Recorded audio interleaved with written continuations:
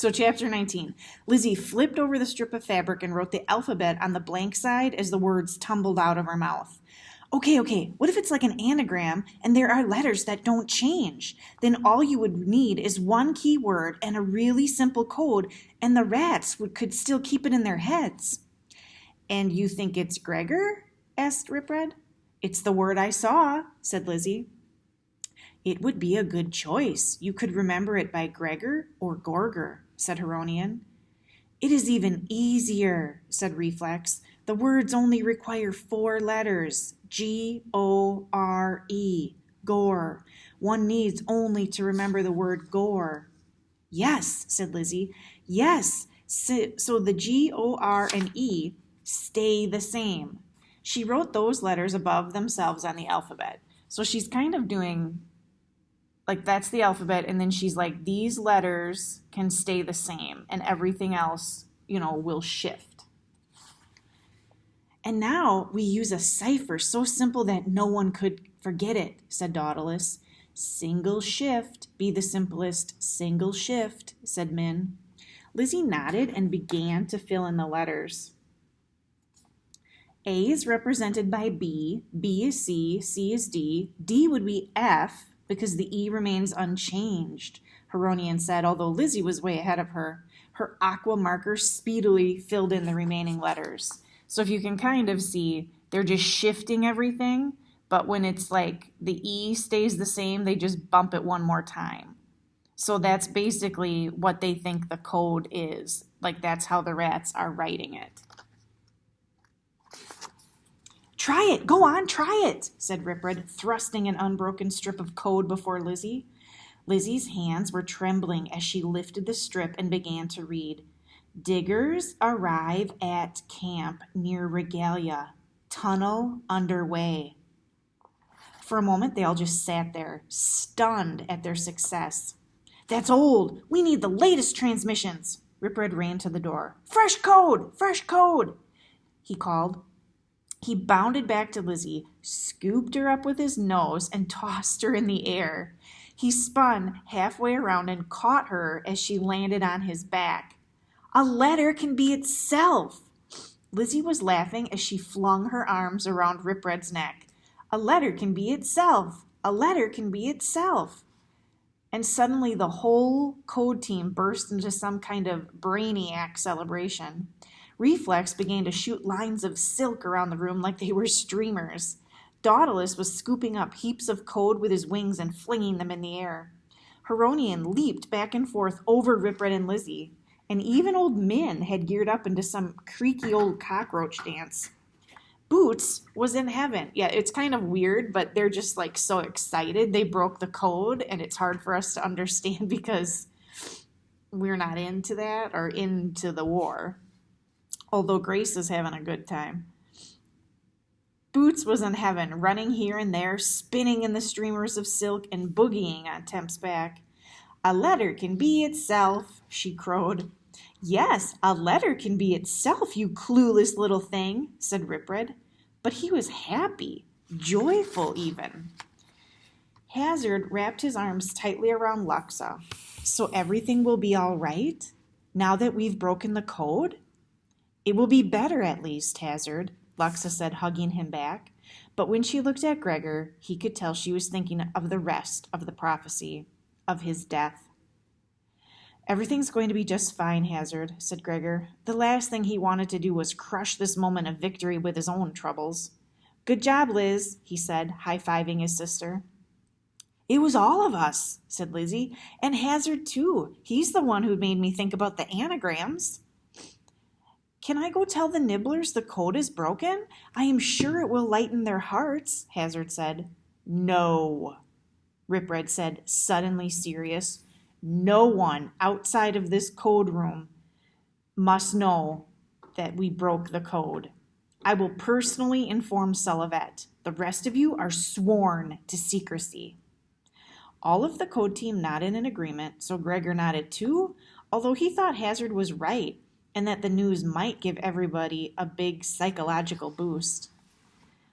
A woman brought in a basket filled with tightly rolled bundles of code.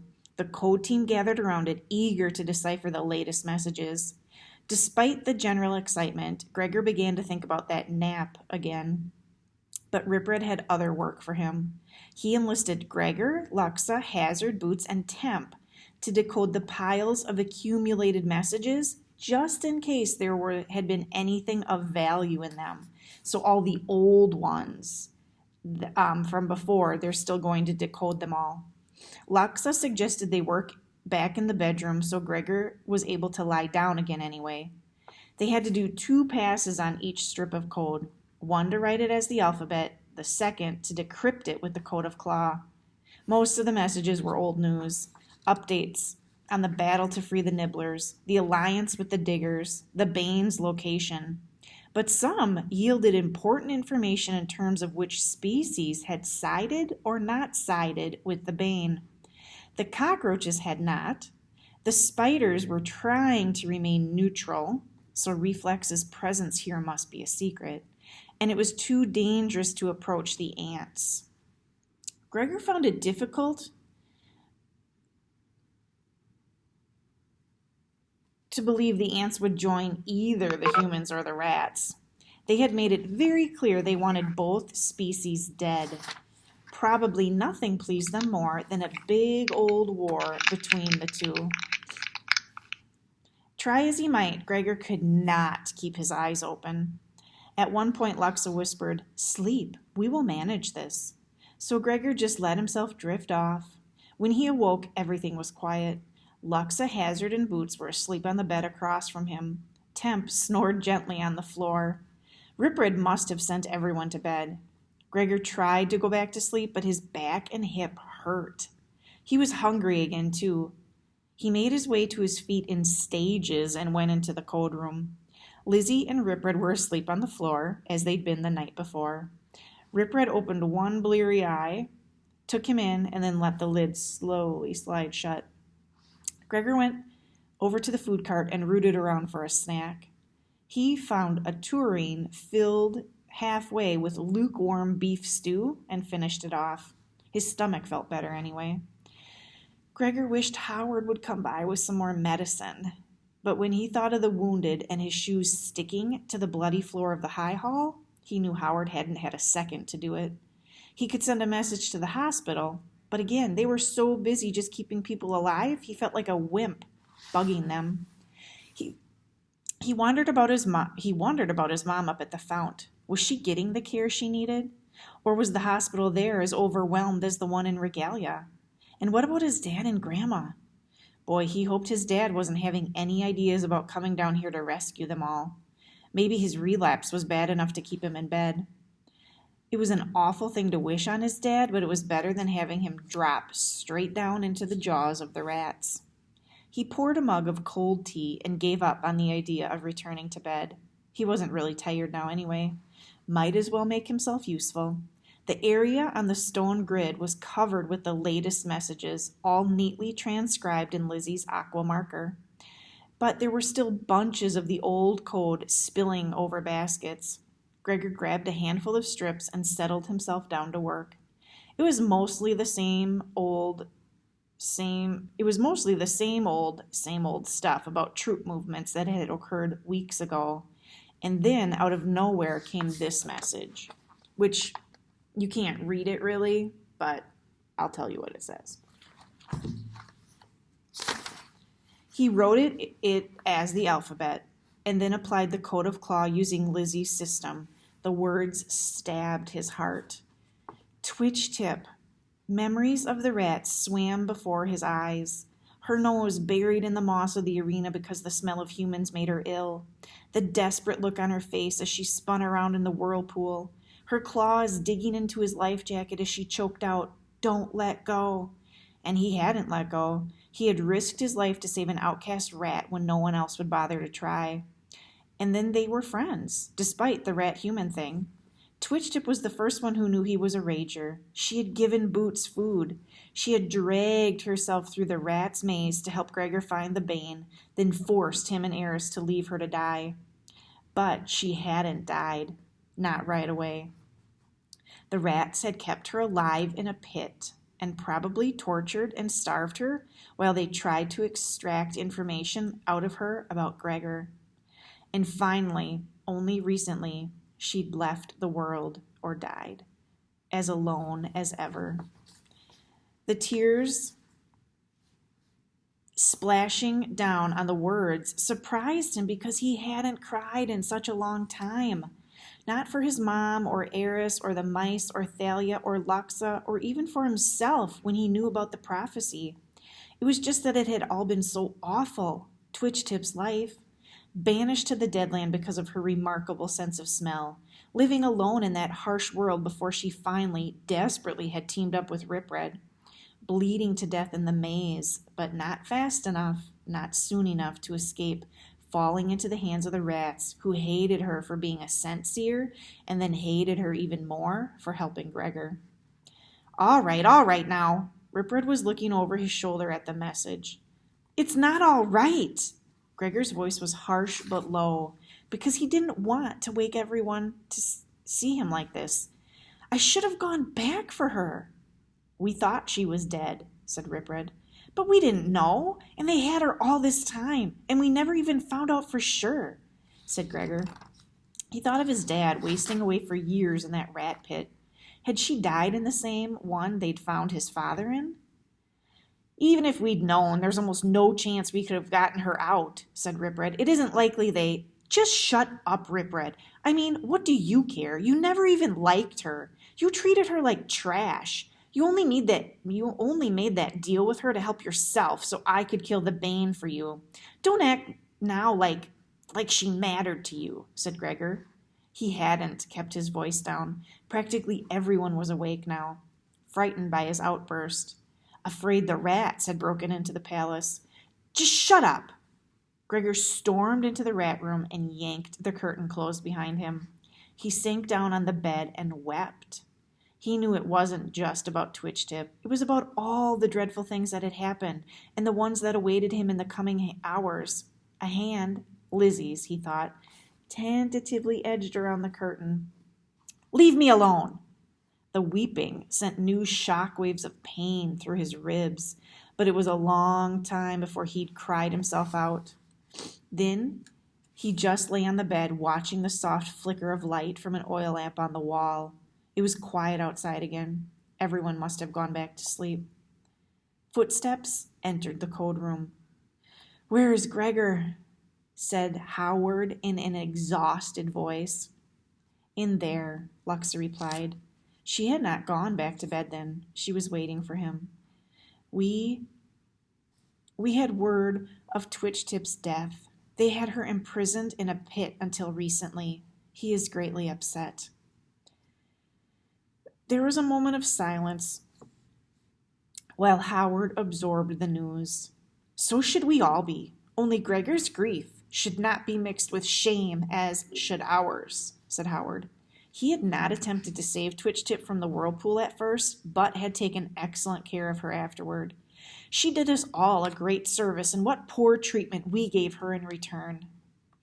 Howard opened the curtain to the rat room and came in. I am sorry, he said.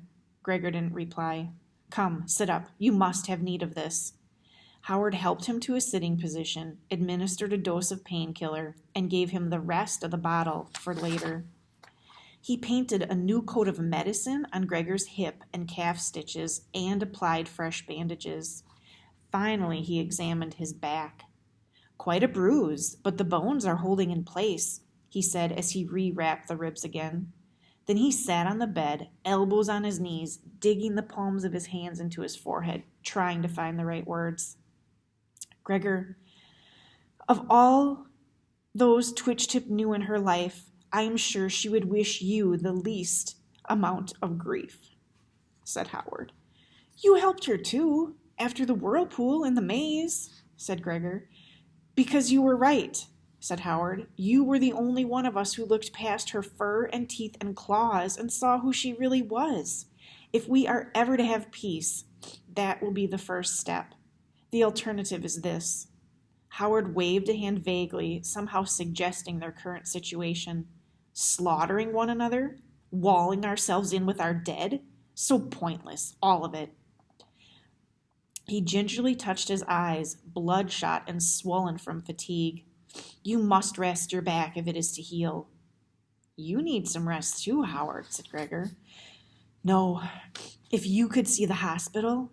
Howard looked down at his hands. They were shaking badly. Only I begin to fear I will do more harm than good.